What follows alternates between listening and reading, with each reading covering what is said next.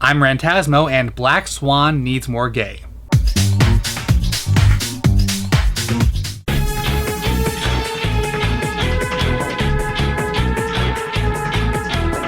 Black Swan stars Natalie Portman as Nina, a young ballet dancer who's been cast as the lead in Swan Lake, and is obsessed with giving the perfect performance, embodying both the virtuous white swan and the evil black swan, the latter of which she struggles with, especially when a free-spirited fellow dancer, Lily, played by Mila Kunis, seems poised to usurp her role. Paranoid and driven to the point of madness, Nina experiences strange, nightmarish visions of doppelgangers and of her own body transforming into that of a swan. It's a sort of Roman Polanski's Repulsion meets Animorphs. In addition to a study of artists and the grueling physical and emotional extremes they're often willing to suffer for the sake of their craft, Black Swan seems intended to be a criticism of the virgin-whore dichotomy, which describes a societal tendency to put women into one of two distinct categories. There are good women, who are saintly virginal innocents, and then there are bad women, who are sluts. And in this context, that term refers to women with any sort of sexual agency. Like, at all. The virgin-whore dichotomy is reinforced by a lot of media in which there are only two lead female characters, a good, innocent one and a bad, sexualized one, with no real intermediate between them. Viewing women in this way is harmful because it forces them to play a game they can't win. If they don't have sex, then they're frigid, unattainable prudes, who friend-zone men and deny them the gratification that they're somehow entitled to have.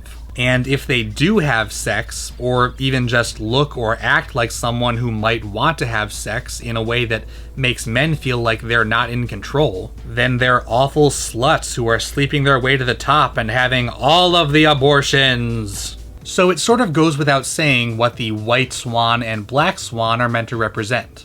Nina is pressured by opposing forces to be both a virgin and a whore. She wants to be perfect and pristine, and her overbearing mother seems to want to keep her a child forever, clothed in girly pastels and surrounded by stuffed animals, while her sleazy director suggests that the only way she'll be a great dancer is if she gives in to her darkest passions. Being pulled in two different extreme directions like this literally fractures Nina's psyche. She's so convinced that these two different types of women, these two different aspects of herself, have to be in competition with one another that she ends up tearing herself apart. And now for the elephant in the room. That sex scene.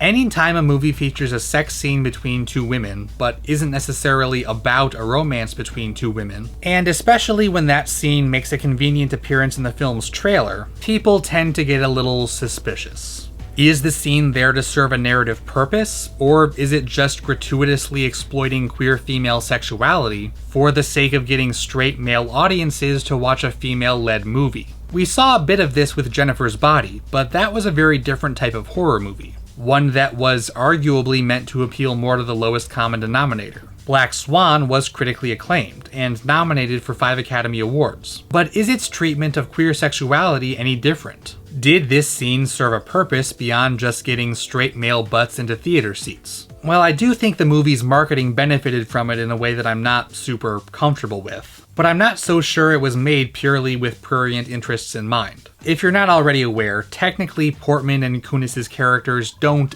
actually have sex. This scene is Nina's hallucination, most likely fueled by drugs and her own psychosis. I did it with a girl. In a drug dream. Yeah, well, it was Mila Kunis. Oh, big deal. I'd sleep with Mila Kunis. Maybe. No.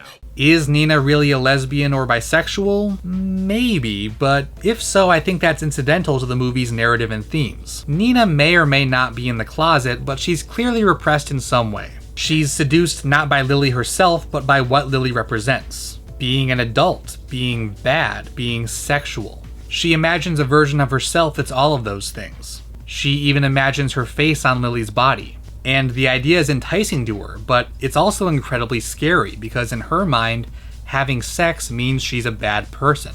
Could that point have been made without a creepy body horror sex scene?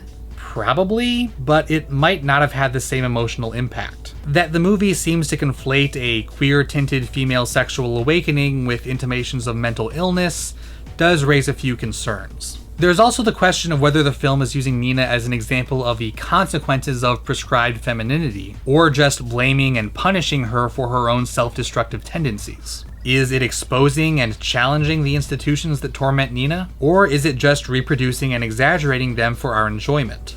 Is it warning of the horrors that creative women are forced to endure, or is it reinforcing the notion that women, and especially queer women, are simply crazy? I'm not convinced that either interpretation is wrong. Regardless of what the imagery in Black Swan may have been intended to represent, the way that the audience perceives it ultimately determines the message it sends.